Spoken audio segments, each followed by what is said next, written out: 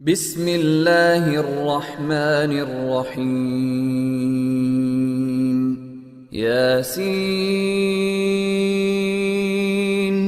والقرآن الحكيم إنك لمن المرسلين على صراط مستقيم. அஸ்ஸலாமு அலைக்கும் வரஹ்மத்துல்லாஹி வபரகாத்துஹு. கண்ணியத்திற்குரிய எல்லாம் வல்ல அல்லாஹ்வின் நல்லடியார்களே, அல்லாஹ்வுடைய அருள் நிறைந்த ரமலான் மாதத்தினுடைய இறுதி நாட்களில், அதுவும் குறிப்பாக லைலத்துல் கத்ருடைய இரவில் நாம் இங்கு அமர்ந்து இருக்கின்றோம்.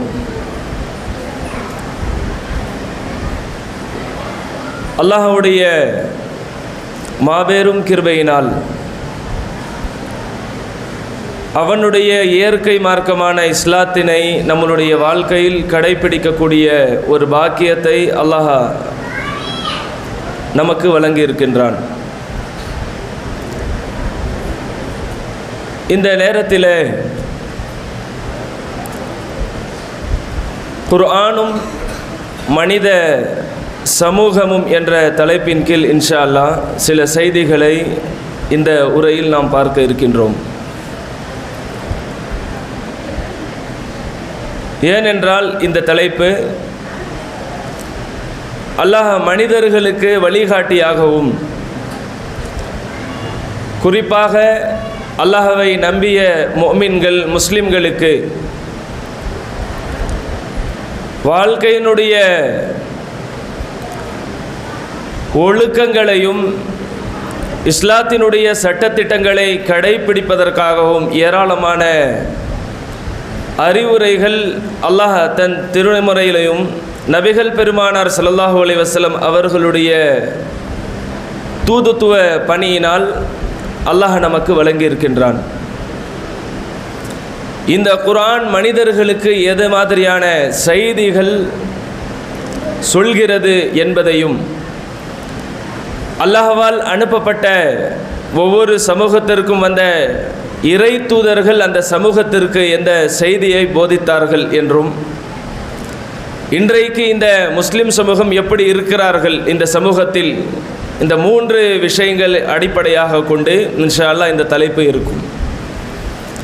முதல்ல திருமறை குர்ஆன் அல்லாஹ் வழங்கிய இந்த சமூகத்திற்கு முதல் தகவலாக தன்னுடைய திருமறை குர்ஆனுடைய 2வது அத்தியாயம் 185வது வசனத்தில் அல்லாஹ் சொல்கின்றான், ஹுதல்லின் நாஸ். இந்த திருமறை குர்ஆன் மனிதர்களுக்கு நேர்வழி காட்டக்கூடியதாக இருக்கிறது. அந்த நேர்வழி எத்தகையது என்றால், வபையினாத்தின் மினல் ஹுதா வல் ஃபுர்கான், பொய் எது உண்மை எது என்று இரண்டையும் தெளிவாக பிரித்து காட்டக்கூடியதாக அல்லாஹ் இந்த குர்ஆனின் மூலமாக மனித சமூகத்தாருக்கு நேர்வழி கொடுத்திருக்கிறான். இந்த வசனத்தில் இந்த தகவலை அல்லாஹ் ஒட்டுமொத்த மனித சமூகத்திற்காக அல்லாஹ் சொல்கின்றான். ஏன் என்று சொன்னால், இந்த திருமறை குர்ஆன் இந்த சமூகம் இன்றைக்கு எப்படி வைத்திருக்கிறார்கள் என்றால், இறந்தவர்களுக்காக இந்த திருமறை குர்ஆன் அப்பொழுது இந்த சமூகத்தில் உள்ளவர்களுக்கு நினைவுக்கு வரும். ஃபாத்திஹாக்கள் ஓதப்படுகிற பொழுது ஆலிம்சாக்களுக்கு அப்பொழுது நினைவுக்கு வரும். அல்லது வீட்டை கட்டியவர் வீட்டிற்குள் நுழைவதற்கு முன்னால் மக்தப் மதரசா மாணவ மாணவிகளை அழைத்து இந்த குர்ஆனை ஓதக்கூடிய சம்பவங்கள் பார்க்க முடிகிறது. அல்லது தாயத்து தகடுகளில் தட்டுகளில் எழுதி வைக்கப்பட்டு அல்லாஹ்வுக்கு மிகவும் அநியாயத்தையும் துரோகத்தையும் செய்யக்கூடிய செயல்களையும் ஈடுபடக்கூடிய சமுதாயமாக இன்றைக்கு முஸ்லிம் சமூகம் இருக்கிறது. எந்த நோக்கத்திற்காக அல்லாஹ் இந்த திருமறை கொடுத்தானோ, எந்த தகவலை இந்த சமூகத்திற்கு அல்லாஹ் தந்தானோ, இந்த திருமறை குர்ஆன் மூலமாக அல்லாஹ் எதனை விரும்பினானோ அத்தகைய நேர்வழியை மறந்தவர்களாக, குர்ஆனுடைய போதனைகளை புறந்தள்ளியவர்களாக, வெறுமனே பேரளவில் வாழக்கூடிய முஸ்லிம் சமூகமாக இன்றைக்கு அநேக முஸ்லிம்களுடைய நிலை இருப்பதை பார்க்கிறோம். அல்லாஹ் நமக்கு தந்திருக்கிற மிக முக்கியமான நோக்கம் என்ன? இந்த குர்ஆனின் மூலமாக மனிதர்களிடத்தில் இருக்கக்கூடிய தவறான கொள்கை கோட்பாடுகள், நம்பிக்கைகள், இது எதெல்லாம் இருக்கிறதோ, மார்க்கத்திற்கு முரணாக எதை இருக்கிறதோ அந்த கொள்கைகள் எல்லாம் தெளிவுபடுத்துவதற்காக அல்லாஹ் இந்த திருமறை நமக்கு தந்திருக்கிறான். அது குறித்து அல்லாஹ் யூனுஸ் என்ற 10வது சூறாவில் 57வது வசனத்தில் அல்லாஹ் இந்த செய்தியை தெளிவாக ஒட்டுமொத்த மனித சமூகத்திற்கு அல்லாஹ் குறிப்பிடுகின்றான். யா அய்யுஹன்னாஸ், மனிதர்களே, கத் ஜாத்கும் மௌஇதத்தும் மிர் ரப்பிக்கும், உங்களுக்கு உங்களுடைய இறைவனிடமிருந்து ஒரு அறிவுரை வந்துள்ளது. குர்ஆனை பற்றி அல்லாஹ் சொல்கிற பொழுது அது ஒரு அறிவுரை, அட்வைஸ் செய்யக்கூடிய ஒரு தாய் தன்னுடைய குழந்தைக்கு எதையெல்லாம் நல்லவையாக உபதேசம் செய்கிறாளோ, தீயவையிலிருந்து எதையெல்லாம் தடுக்கக்கூடிய அறிவுரைகள் வழங்குகிறாளோ, அதையும் தாண்டி அத்தகைய ஏராளமான அறிவுரைகள் அல்லாஹ் மனித சமூகத்திற்கு இந்த குர்ஆன் மூலமாக தந்திருக்கிறான். அதில் யா அய்யுஹன்னாஸ், மனிதர்களே, கத் ஜாத்கும் மௌஇதத்தும் மிர் ரப்பிக்கும், உங்களுக்கு உங்களுடைய இறைவனிடமிருந்து ஒரு அறிவுரை வந்துள்ளது. அந்த அறிவுரை எத்தகையது? அல்லாஹ் ஒவ்வொரு வார்த்தையின் மூலமாக தெளிவுபடுத்துகின்றான். வஷிஃபாஉல் லிமா ஃபிஸ் சுதூர், உங்களுடைய உள்ளங்களில் இருக்கக்கூடியவர்களுக்கு அருமருந்தாக இந்த திருமறை குர்ஆனுடைய அறிவுரை இருக்கிறது. என் உள்ளத்தில் இஸ்லாத்தை குறித்து தவறான கொள்கை இருக்கிறதா? இஸ்லாத்தினுடைய புரிதல் வேறு ஒன்றாக இருக்கிறதா? அல்லாஹ்வுடைய கொள்கை ஒன்று பேசுகிறது, நபிகளாருடைய வழிமுறையும் வாழ்க்கை வழிகாட்டியும் ஒன்றாக இருக்கிறது. ஆனால் நம்மளுடைய பழக்க வழக்கங்கள், செயல்பாடுகள் அதற்கு மாற்றமாக இருக்கிறது என்றால், ஒருவன் திருமறை குர்ஆனை அணுகினால் பொருளோடு அது படிக்க ஆரம்பித்து விடுவார்கள் என்றால், அத்தகையவர்களுக்கு வஷிஃபாஉல் லிமா ஃபிஸ் சுதூர், உள்ளங்களில் இருக்கக்கூடிய நோய் நொடிகளுக்கு அருமருந்தாக இந்த குர்ஆன் இருக்கிறது. அல்லாஹ் இதை சொல்கின்றான். இன்னும் சொல்கின்றான், வஹுதம் வரஹ்மத்துல் லில் முஃமினீன், அல்லாஹ்வை நம்பிய முஃமின்களுக்கு இது அருளாகவும் நேர்வழி காட்டக்கூடியதாகவும் திருமறை குர்ஆன் உள்ளது என்ற தகவலை அல்லாஹ் இந்த வசனத்தில் பேசுகின்றான். எவ்வளவு அழகான ஒரு செய்தியை திருமறை குர்ஆனை கொடுத்துவிட்டு நீங்கள் கண்மூடித்தனமாக பின்பற்றுங்கள் சொல்லவில்லை.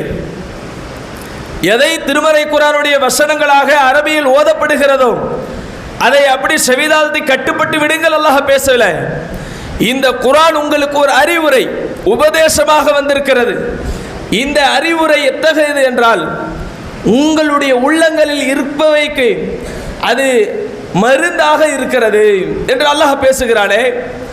உலகத்திலே உதாரணத்திற்காக வேண்டி நம்மளுடைய உடல்நிலையில் ஏதாவது ஒரு பாதிப்பு, பிரச்சனை, சுகவீனம் ஏற்படுகிறது, ஆரோக்கியம் இல்லாத ஒரு நிலை இருக்கிறது, மருத்துவம் தேவைப்படுகிறது, ஏதாவது ஒரு மருத்துவரை நோக்கி நம்ம போகிறோம். ஏன் போகிறோம்?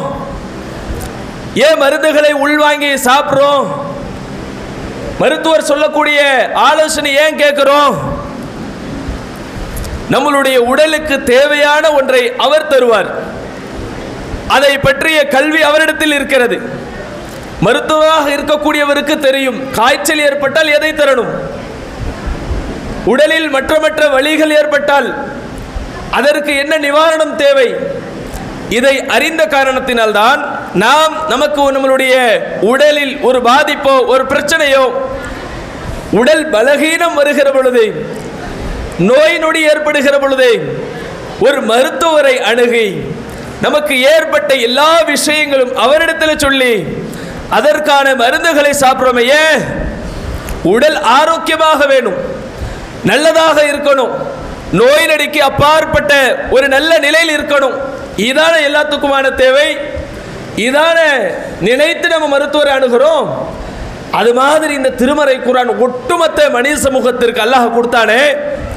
எப்போ உள்ளத்தில் எந்த ஒரு பிரச்சனை இருந்தாலும் சரி, இஸ்லாத்தினுடைய புரிதல், இஸ்லாத்தினுடைய கொள்கை சம்பந்தப்பட்ட விஷயங்களில், சட்டத்திட்டங்களில் எந்த ஒரு பிரச்சனையாக இருந்தாலும் மனதில் அது நோயாக இருந்தாலும் அதற்கு அருமருந்தாக அரணாக இந்த திருமறை குர்ஆன் உள்ளது என்ற தகவல் தான் இந்த வசனம் சொல்கிறது.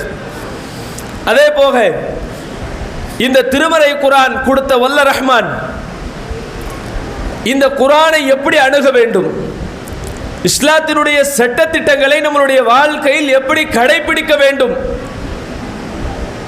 என்ற ஒழுங்கை அல்லாஹ் நமக்கு முதலாக கற்றுத் தருகிறான்.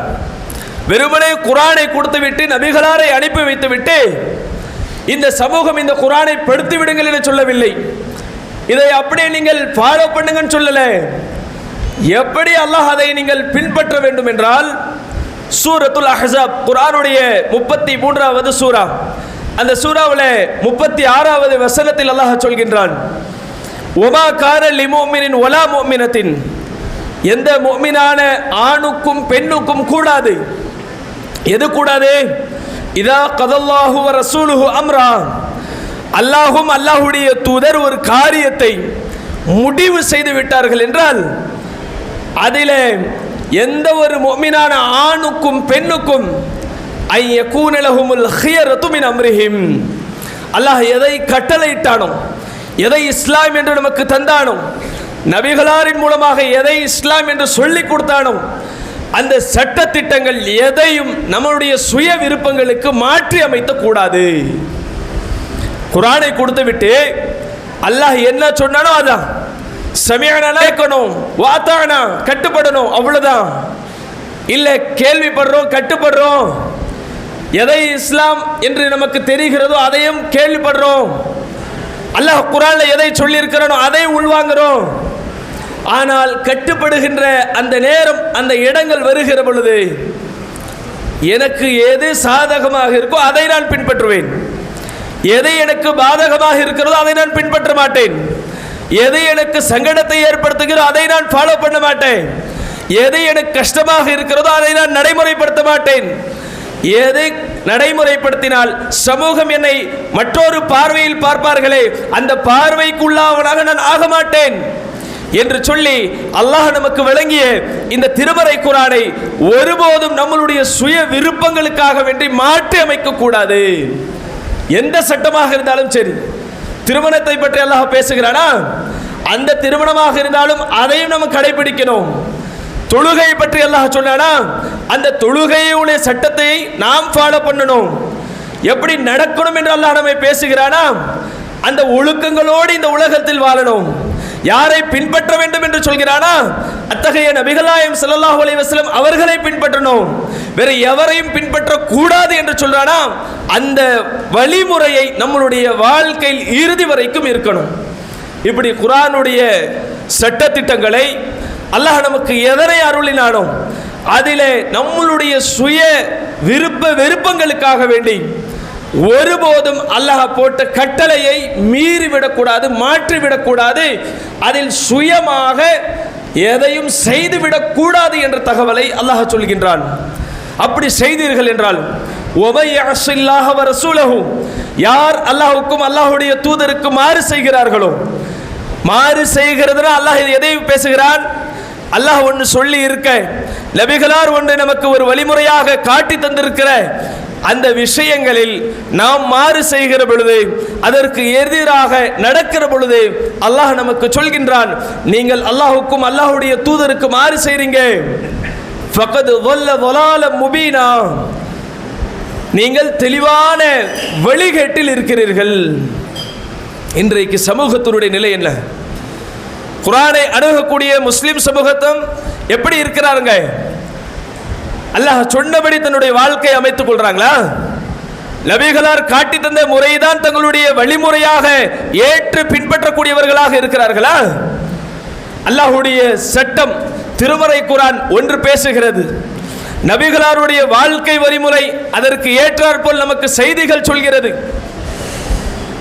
இன்றைக்கு எல்லாத்துக்கும் மாற்றமாக அல்லாஹ் சொல்லி இருப்பதற்கும் நபிகளார் போதனை செய்திருப்பதற்கும் ஒட்டுமொத்த சட்டத்திட்டங்களை குழி தோண்டி புதைத்தவர்களாக எந்த கொள்கை அல்லாஹ் கடைபிடிக்க வேண்டும் என்று நமக்கு தந்தானோ, எது இயற்கையான மார்க்கம் என்று அல்லாஹ் நமக்கு போதனை செய்தானோ, அத்தகைய விஷயங்களை மாற்றி அமைத்துவிட்டு தங்களை முஸ்லிம்கள் என்று சொல்லிக்கொண்டு அதில் முதன்மையானவர்கள் என்று தங்களை பேசக்கூடியவர்கள் அல்லாஹுடைய குர்ஆனுடைய கொள்கையோ நபிகளார் சொன்ன அந்த ஹதீஸ்களையோ பின்பற்றாத சமூகமாகத்தான் இருக்கிறாங்க. இன்றைக்கு எடுத்துக்கொள்ளுங்க, லைலத்துல் கத்ர் இரவை பற்றி நபிகள் பெருமானார் ஸல்லல்லாஹு அலைஹி வஸல்லம் அவர்கள் நமக்கு என்ன போதனை செய்திருக்கிறார்கள்? லைலத்துல் கத்ர் இரவை பற்றி, அது ஹைரும் மின் அல்ஃபி ஷஹர், 1000 மாதங்களை விட சிறந்தது ஒரு இரவு. லைலத்துல் கத்ருடைய இரவு, ஒரு இரவு என்பது 1000 மாதங்கள். கிட்டத்தட்ட நம்மளுடைய 83 வருடத்தினுடைய உழைப்பை, வணக்க வழிபாட்டை ஒரு இரவில் அல்லாஹ் நமக்கு தரான். ஒரு இரவில் 1000ஐ 12ஆக நீங்கள் வகுத்து பாருங்க, 83 புள்ளி சொச்சம் வரும். இப்போ 83 வருட வணக்க வழிபாட்டை ஒரு இரவில், லைலத்துல் கத்ருடைய 21, 23, 25, இன்றைக்கு இருக்கக்கூடிய 27, அடுத்து வரக்கூடிய 29, இப்படி ஏதாவது ஒரு இரவில் அந்த லைலத்துல் கத்ர் இரவை அல்லாஹ் நமக்கு தர இருக்கிறான். இது நபிகள் பெருமானார் ஸல்லல்லாஹு அலைஹி வஸல்லம் அவர்கள் சொல்கிற பொழுது ஒற்றைப்படை இரவுகளில், அவாஹிரில் அஷ்ர், இறுதி 10 நாட்களில் உள்ள ஒற்றைப்படை இரவுகளில் நீங்கள் தேடிக்கொள்ளுங்க. இதுதான் ஆதாரப்பூர்வமான இருக்கக்கூடிய செய்தி. இது குறித்து வேற எந்த செய்தியும் இல்லை. 27 நீங்க செய்யுங்க. 27 தான் லைலத்துல் கத்ர் இரவு. இன்றைக்கு பாருங்க, ஒவ்வொரு பள்ளிவாசல்லையும் லைட்டுகளால் அலங்கரிக்கப்பட்டு தெருக்களில் புது ஆடைகளோடு ஒவ்வொரு பள்ளிவாசல்களிலும் அறிவிப்பு செய்து லைலத்துல் கத்ருடைய இரவு. யார் பேசுறாங்க? ஆலிம்கள். நபிகள் பெருமானார் ஸல்லல்லாஹு அலைஹி வஸல்லம் அவர்களுக்கே மறக்கடிக்கப்பட்ட செய்தி இது. சொல்லதான் வந்தாங்க. நபிகள் பெருமானார் ஸல்லல்லாஹு அலைஹி வஸல்லம் அவர்கள் லைலத்துல் கத்ருடைய இரவை பற்றி சமூகத்துக்கு சொல்ல வந்தாங்க. வர்ற நேரத்தில் முஸ்லிம் சகோதரர்கள் 2 பேர் சண்டையிட்டுக் கொண்டு இருந்தாங்க. நபிகள் பெருமானார் ஸல்லல்லாஹு அலைஹி வஸல்லம் அவர்களுக்கு சமாதானப்படுத்துகிற அந்த நேரத்தில் அல்லாஹ் அவர்களுடைய உள்ளத்தில் இருந்து அந்த செய்தியை எடுத்து விடுகின்றான். நபிகளாருக்கு அது மறக்கடிக்கப்படுகிறது. நல்லா கவனிக்கணும். ஏன்னா இன்றைக்கு 27 தான் லைலத்துல் கத்ர் என்று மார்பு தட்டக்கூடியவர்கள் இன்று இரவு முழு இரவையும் விழித்து கொண்டு இபாதத்கள் அல்ல, தெரு ஓரங்களில், டீக்கடைகளில், அந்த ரோடுகளில் இப்படிதான் சுத்திட்டு இருப்பாங்க, இபாதத்தில் இருக்க மாட்டாங்க. அப்போ இந்த இரவு நபிகள் பெருமானார் ஸல்லல்லாஹு அலைஹி வஸல்லம் அவர்கள் சொல்ல வருகிற பொழுது அங்கே ஒரு பிரச்சனை ஏற்படுகிறது 2 முஸ்லிம் சகோதரர்களுக்கு. அதை சமாதானப்படுத்துகிற அந்த நேரத்தில் அல்லாஹ் அவர்களுடைய மனதில் இருந்து அதை கைப்பற்றுகிறான், எடுத்து விடுகின்றான். நபிகளாருக்கு அது மறந்து விடுகிறது. அப்போ அல்லாஹ்வுடைய தூதர் சொல்றாங்க, நான் இந்த இரவை பற்றி உங்களுக்கு அறிவிப்பதற்காக வெளியே வந்தேன். 2 பேர் சண்டையிட்டு கொண்டிருந்தாங்க. அவர்களை சமாதானப்படுத்த முயற்சியில் இருக்கிற பொழுது என்னுடைய மனதில் இருந்து அல்லாஹ் அதை எடுத்து என்னை மறக்கடிக்க செய்து விட்டான். அதுவும் உங்களுக்கு நல்லதாக இருக்கும். ஏன்? எந்த இரவு சொல்லப்பட்டால் அந்த இரவு மட்டும் வந்து என்ன செய்வாங்க? 83 இந்த வருட வாழ்க்கையினுடைய உழைப்பு இன்றைக்கு தான் சொல்லிட்டு ஃபஜர் வரைக்கும் தொழுதுட்டு போயிடுவாங்க. அடுத்த நாள் பள்ளி பக்கம் பார்க்க முடியாது. எல்லோரும் சொல்லுவோம், 83 வருஷ உழைப்பு ஒரு நாள் செஞ்சிருக்க போதும். மனிதனுடைய எதார்ப்பு இதுதானங்க. அப்போ அல்லாஹ் அந்த செய்தியை மறக்கடித்த பிறகு நபிகளார் சொல்றாங்க, அது உங்களுக்கு நல்லதாகவே இருக்கும் என்று சொல்லிவிட்டு கடைசி ரமலானுடைய 10 இரவுகளில், ஒற்றைப்படை இரவுகளில் அந்த இரவை நீங்க தேடிக்கொள்ளுங்க. நீங்க எங்கே தேடி பார்த்தாலும் ஹதீஸ் புத்தகங்களில் பல செய்திகளில் பதிவு செய்யப்பட்டிருக்கிற தகவல் இதுதான். இப்போ அல்லாஹ் நமக்கு இதை தான் சொல்லி இருக்கிறான். நபிகளாரும் அதை தான் நமக்கு வஹி செய்தியாக சொல்லி இருக்கிறாங்க. அப்படி இருக்க இந்த ஆலிம் பெருமக்களுக்கு, சுன்னத் வல் ஜமாத்தை பின்பற்றக்கூடியவர்களுக்கு, அந்த கொள்கையில் இருக்கக்கூடியவர்களுக்கு 27 தான் லைலத்துல் கத்ருடைய இரவு என்று அறிவித்து கொடுத்தது யார்? வஹி வந்ததா? அல்லாஹ் சொல்லி இருக்கிறானா? எதை நோக்கி மக்களை நீங்கள் அழைச்சிட்டு போறீங்க? மற்ற 4 இரவுகளை சாகடித்து விட்டு அல்லாஹ் 21 லைலத்துல் கத்ர் கொடுத்திருந்தா உங்களுடைய நிலை என்ன? 23 லைலத்துல் கத்ர் அல்லாஹ் இந்த வருடம் கொடுத்திருந்தானா? அந்த இரவை அடைந்தவர்கள் நன்மையில் இருந்தாங்க. அதை கடைபிடிக்காத மக்கள் எத்தனையோ மக்கள் இருக்காங்கல்ல, அவர்களுக்கு வழிகாட்டினது யாரு? நீங்க தானே. மொத்த மக்களுடைய பாவத்தை நீங்கள் சுமக்க போறீங்க. 25 இரவு அது பள்ளிவாசல் அறிவிப்பு செஞ்சீங்களா? 21 அறிவிப்பு செய்யல, 23 பள்ளிவாசல் அறிவிப்பு செய்யல, 25ஆம் இரவு லைலத்துல் கத்ர் இரவு என்று அறிவிப்பு செய்யல, 27 அறிவிப்பு செய்றாங்க இன்றைக்கு லைலத்துல் கத்ர் இரவு. ஏன் 21 கூப்பிட வேண்டியதானே? 23 மக்களுக்கு 1000 மாதங்களை விட சிறந்த இரவு இன்றைக்கு இருக்குது, தேடிக்கொள்ளுங்க சொல்ல வேண்டியதானே? சொன்னீங்களா? சொல்லலையே. அப்போ அல்லாஹ் சொல்கிறான், ஒமா கான லிமுமினின் வலா முஃமினத்தின், எந்த முஃமினான ஆணுக்கும் பெண்ணுக்கும் இதா கதல்லாஹு வ ரசூலுஹு அம்ரா, அல்லாஹும் அல்லாஹ்வுடைய தூதர் ஒரு காரியத்தை, ஒரு சட்டத்தை, இஸ்லாத்தில் உள்ளதை முடிவு செய்து விட்டார்கள் என்றால் ஐ யகூன லஹுமுல் ஹியரத்து மின் அம்ரிஹிம், அந்த சட்டத்தில், அந்த காரியத்தில், அந்த விஷயத்தில் நீங்கள் சுயமாக நடந்துவிடக் கூடாது. பதில் சொல்லுவீங்களா அல்லாஹ்வுக்கு? எத்தனை மக்களுடைய நன்மைகளை நீங்கள் பாழாக்குறீங்க. நாளைக்கு தெரியும் என்னென்ன தப்பு நாம செஞ்சிருக்கிறோம்.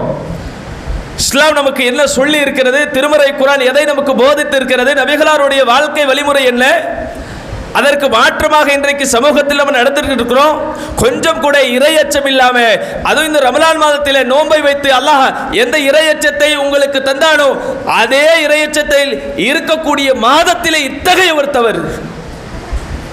27 லைலத்துல் கத்ர் இரவு இஷா 10 மணிக்கு வைங்க.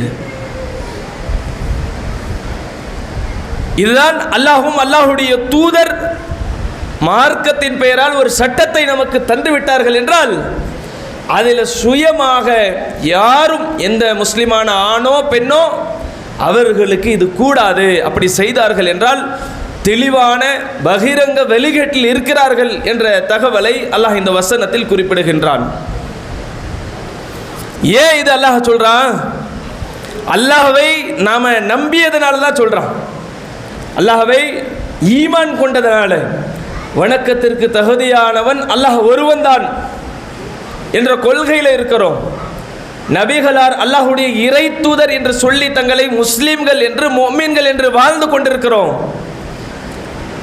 அப்படி தங்களை முஃமின்கள் என்று, முஸ்லிம்கள் என்று சொல்லக்கூடியவர்கள் தங்களிடத்தில் வெளிப்படுத்தக்கூடிய இஸ்லாத்தினுடைய செயல் திட்டங்கள் எப்படி இருக்கணும்?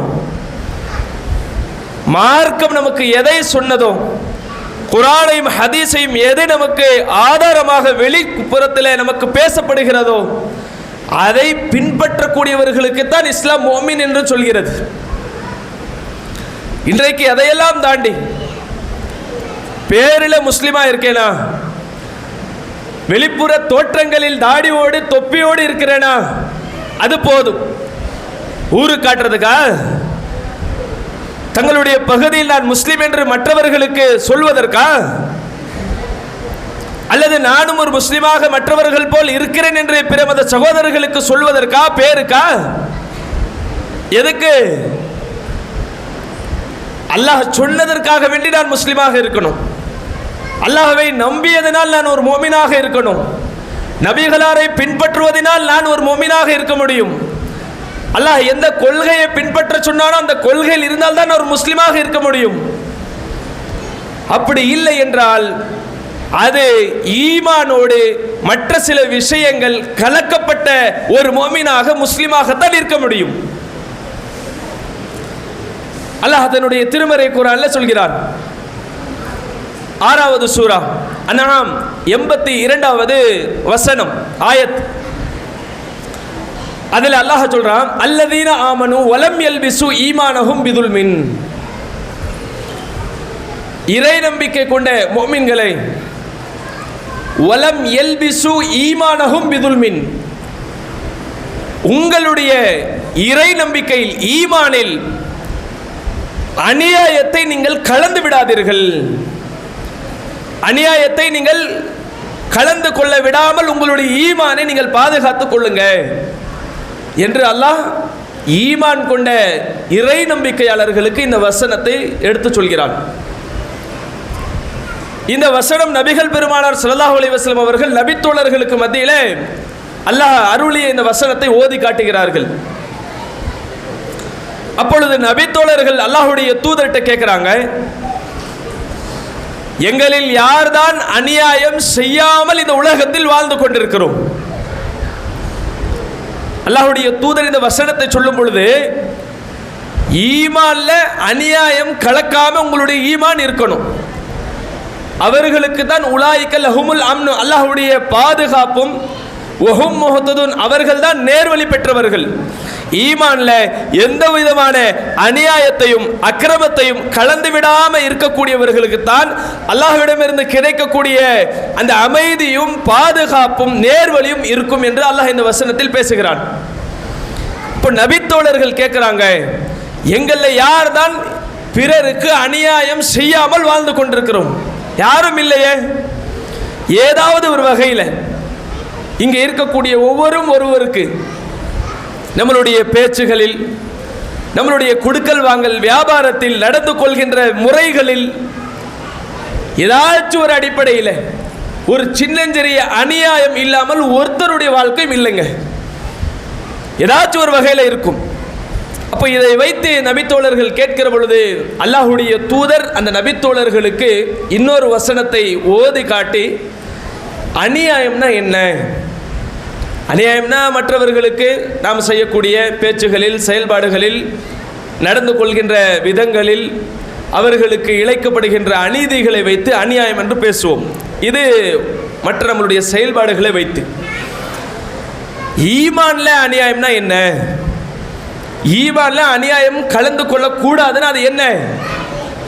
அப்பொழுதுதான் நபிகள் பெருமானார் ஸல்லல்லாஹு அலைஹி வஸல்லம் அவர்கள் லுக்மான் 31வது சூரா, திருக்குர்ஆனுடைய 31வது சூறாவில் 13வது வசனத்தில் அல்லாஹ் அதை பற்றி பேசுகிறான். லுக்மான் என்ற ஒரு நல்லடியார் தன்னுடைய மகனுக்கு பல அறிவுரைகள் சொல்லிக்கிட்டு வராங்க. பூமியிலே வலா தம்ஷி ஃபில் அர்தி மரஹா, கர்வத்தோடு நடக்காதே, அல்லாஹ்வை நீ வணங்கு, இப்படி பல உபதேசங்களை லுக்மான் என்ற ஒரு நல்ல மனிதர் தன்னுடைய மகனுக்கு செய்த அறிவுரைகளை ஒட்டுமொத்த மனித சமூகத்திற்கு ஒரு சூறாவை இறக்கி, அவர் நல்ல மனிதருடைய பேரிலேயே லுக்மான் என்ற சூறாவை அல்லாஹ் அருள் செய்து அதில் பல செய்திகளையும் சட்டத்திட்டங்களையும் நமக்கு சொல்கிறார். அதில் நபிகள் பெருமானார் ஸல்லல்லாஹு அலைஹி வஸல்லம் அவர்கள் அந்த வசனத்தை ஓதி காட்டுகிறார்கள் நபித்தோழர்களுக்கு. ஈமான்ல அநியாயம்னா என்ன? وَإِذْ قَالَ لُقْمَانُ لِابْنِهِ وَهُوَ يَعِظُهُ, லுக்மான் தன்னுடைய மகனுக்கு அறிவுரை சொல்கிறார். எப்பேற்பட்ட அறிவுரை? யா புனைய, என் அருமை மகனே, லா துஷ்ரிக் பில்லாஹ், அல்லாஹ்வுக்கு இணை கற்பித்து விடாதே. ஏன் இணை கற்பிக்க கூடாது? ஏன் தாயத்தை தொங்க விடக்கூடாது? ஏன் தர்கால போய் முட்டக்கூடாது? ஏன் செத்த பிணங்கள்ல கை ஏந்த கூடாது? அவுலியா என்று சொல்லி ஏன் அங்கே போகக்கூடாது? அவர்கள்ட்ட ஏன் குழந்தை பாக்கியத்தை கேட்கக்கூடாது? நம்மளுடைய கஷ்டங்களை ஏன் அங்கே முறையிடக்கூடாது? நமக்கு ஏற்படக்கூடிய நலவை குறித்து ஏன் அவர்கிட்ட முறையிடணும்? இதெல்லாம் ஏன் செய்யக்கூடாதுன்னா இந்த வசனத்தில் அல்லாஹ் சொல்கின்றான், இன்ன ஷிர்க லதுல்முன் அதீம். இணை வைப்பு என்பது மகத்தான மிகப்பெரிய அநியாயம் ஆகும் என்று லுக்மான் என்ற ஒரு நல்லடியார் தன்னுடைய மகனுக்கு சொன்ன அறிவுரை எடுத்து அல்லாஹ்வுடைய தூதர் அந்த நபித்தோழர்களுடைய கேள்விக்கு பதில் தருகிறார்கள்.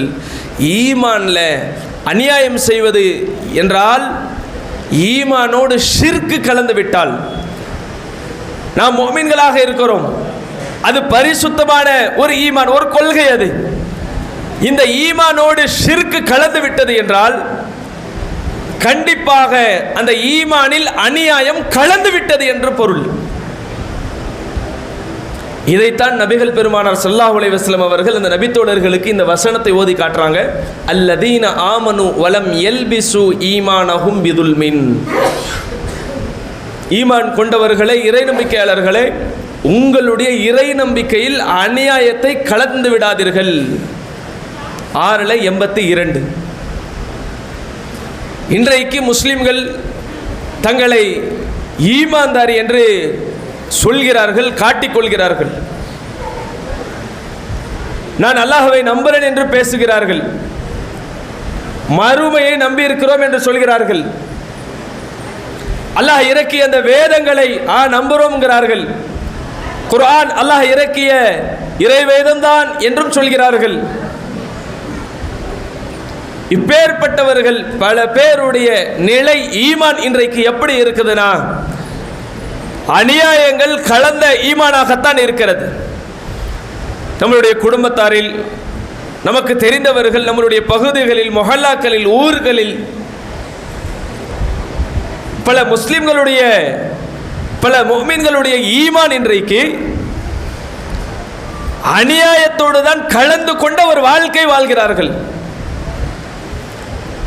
இதைத்தான் நபிகள் பெருமானார் ஸல்லல்லாஹு அலைஹி வஸல்லம் அவர்கள் நபித்தோழர்களுக்கு அறிவுரையாக சொல்கிற பொழுது, உங்களுடைய ஈமான்ல அநியாயம் இல்லாமல் நீங்க பார்த்துக்கோங்க என்று இந்த வசனத்தை அல்லாஹ்வுடைய தூதர் முடிக்கிறாங்க. இது ஒரு தகவல். குர்ஆன் நமக்கு என்ன நேர்வழி காட்டுகிறது? பொய்யிலிருந்து, தவறான கொள்கையிலிருந்து நல்லதை, உண்மையானதை பிரித்து காட்டக்கூடியதாக இருக்கிறது. குர்ஆன் அல்லாஹ்விடமிருந்து வந்த அறிவுரையாகவும், நம்மளுடைய உள்ளங்களில் இருக்கக்கூடிய நோய் நொடிகளுக்கு அது அரணாகவும் மருந்தாகவும் இருக்கிறது. அருளாகவும் முஃமின்களுக்கு நேர்வழி காட்டக்கூடியதாகவும் இருக்கிறது. அத்தகைய குர்ஆனை அணுகக்கூடிய முஃமின்கள் எப்படி இருக்கணும்? அல்லாஹ்வுடைய சட்டத்திலும் நபிகளாருடைய சொல் செயல் அங்கீகாரங்களிலும் தன்னுடைய சுய விருப்பத்திற்கு இடமளிக்காமல் அல்லாஹ் எதை சட்டமாக தந்தானோ அதை கடைபிடிக்க வேண்டும். நபிகளார் எதை நமக்கு போதித்தார்களோ அந்த போதனை நம்மளுடைய வாழ்க்கையினுடைய வெளிப்பாடாக இருக்க வேண்டும் என்பதை நாம் தெரிந்து கொண்டோம். அடுத்து